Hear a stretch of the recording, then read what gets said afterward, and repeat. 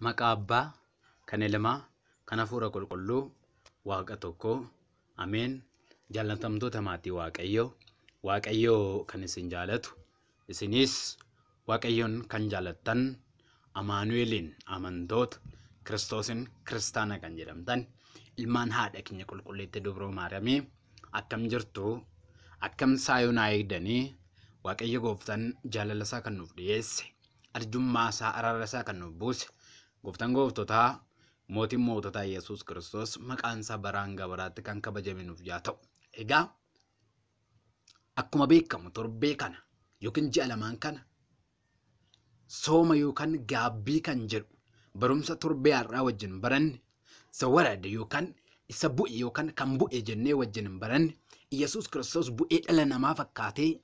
kan nu fayyise kan wajjin hin barannudha. Torbee lamaan kana immoo kan wajjin hin baranne qulqulleettii yookiin qidisti kan jedhamu wajjin barannaa jechaadha. Egaa sanbata lammaffaa kanaam sooma guddicha yookaan jalqaba sooma halkan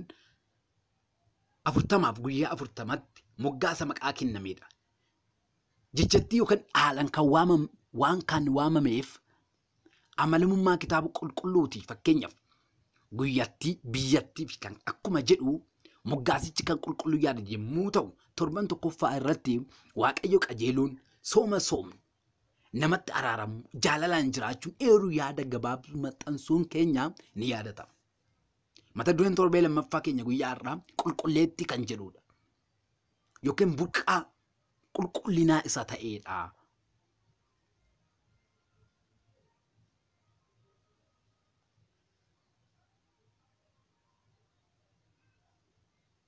Kan amala malee kan kennaa kan taane qulqulloota qulqulleessu sanbataaf gooftaan kan ta'e qulqullummaan kan waaqeffamu kan dadhabame soomidhaan akka danda'amu qulqullaa'uun akkaataa itti danda'amu nutti agarsiisuuf fakkeenya nuuf ta'uuf waaqa qulqulluu ta'e osoo jiru gadaama Qorontos soomee anarraa bara baraan itti waaqa gaafadhaa deebii argadhaa diina mo'adhaa diina keessa injifadhaa kadhannaadhaan sooman kan nu barsiisee yaadanna kutaawwan kitaaba qulqulluu guyyaa kana dubbifamanis waa'ee qulqullummaa dubbatu keessaayyuu Tasalonqee boqonnaa 4 lakkoofsa 1-13 tokkoffaa Phexros boqonnaa 1 lakkoofsa 13 hanga xumuraa yoo ilaalle ni argan hojii ergamootaa boqonnaa 10 lakkoofsa 17-30 akkasumas Maatiyos boqonnaa 6 lakkoofsa 16-25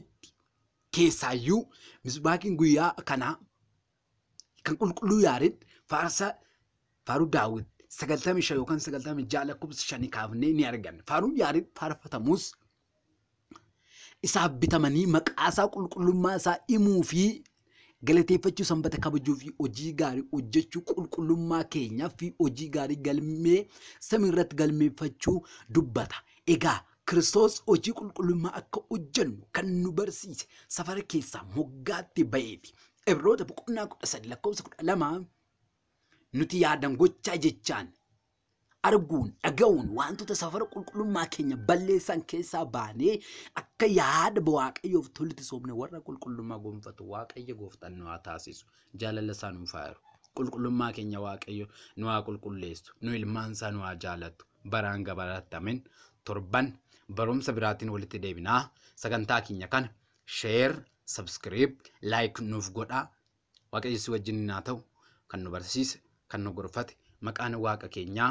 fayyisaa keenya gooftaa gooftotaa mootii moototaa Yesuus Kiristoos maqaan isaa kan galatamuuf kan kabajamuuf yaa ta'u maqaan isaa waamamee maqaan ishee kan biraa hin namne maqaan haadha keenya Qulqulleettii Dubroo Maariyaam bara hanga baraatti kan galatamuuf kan kabajamuuf yaa ta'u galanni Waaqayyoof haa ta'u.